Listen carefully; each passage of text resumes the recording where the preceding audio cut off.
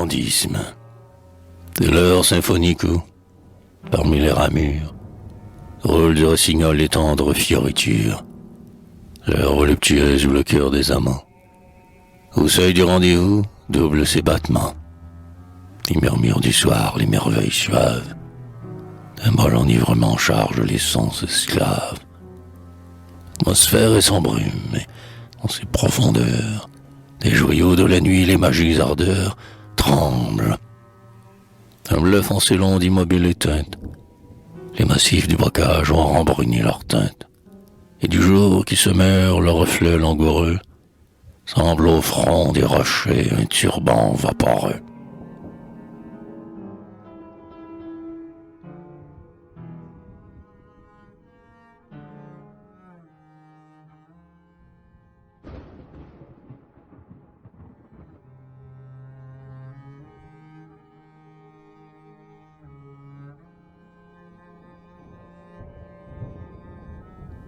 Assis dans les rameaux d'un chêne opaque et moite, au bord d'un vivier pur dont la nappe est miroite, je savoure à loisir les sourdes voluptés que la nature envoie à mes nerfs enchantés.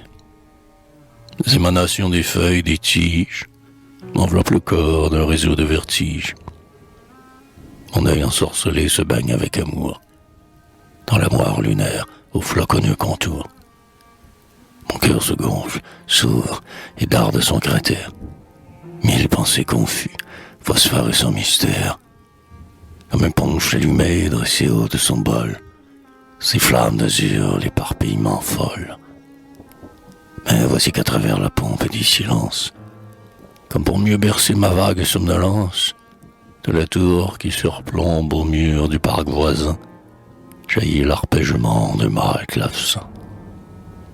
Grâce aux brises du soir qui, dans leur fantaisie, ont des boudoirs obscurs ouverts la jalousie. Les notes, les accords, mélodieux follets, à mon oreille émue arrivent bien complets.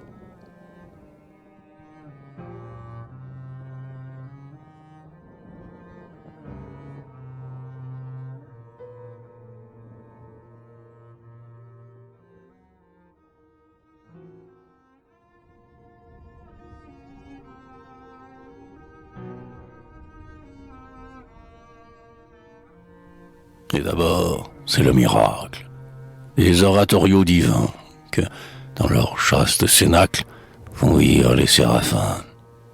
Puis, c'est la preste cadence d'un double aviron qui danse sur un lac sonore et frais.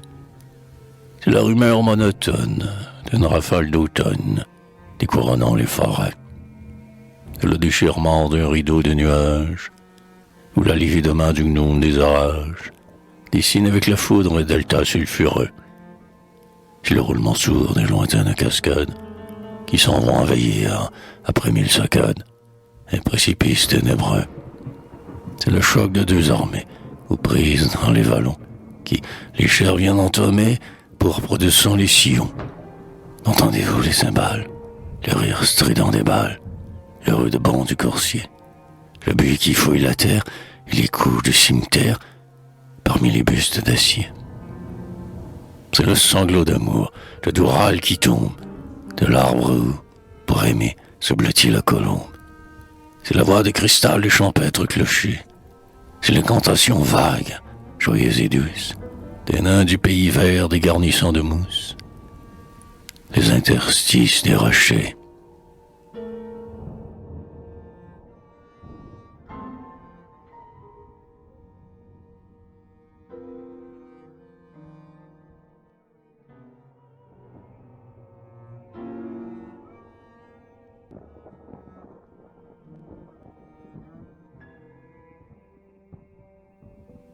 Que ce luxe d'accord, fugace mosaïque, improvisation pleine d'entraînement, me subjugue et m'étreint, s'allie heureusement au luxe de pensée de mon âme hébraïque. Mon être intérieur me semble en ce moment une île orientale au palais magnifique, où deux grands magiciens, athlètes pacifiques, font, sous l'œil d'une fée, assaut d'enchantement. Harmonie, ange d'or, comme toujours tes nimbes savent de mon cerveau rasséréner les limbes. Harmonie, harmonie. Ah, quel amour puissant pour tes miracles saints fermentent dans mon sang. Si jamais la rigueur de mon sort me décide à chercher un refuge au bras du suicide, mon exaltation d'artiste choisira pour le lieu de ma mort l'italique opéra. Je m'enfermerai seul dans une loge grise, et quand les violons, les hautbois, les stries, au grand contentement de mains dilettantes, accompagneront l'air du basso cantante, l'œil levé hardiment vers les sonores voûtes, et sublime opium j'avalerai sans goutte. Et je m'endormirai sous les enivrements, sous les 1000 baisers, les 1000 touchements, dont la musique, calme, voluptueuse et chaste, sur ma belle agonie épanchera le faste.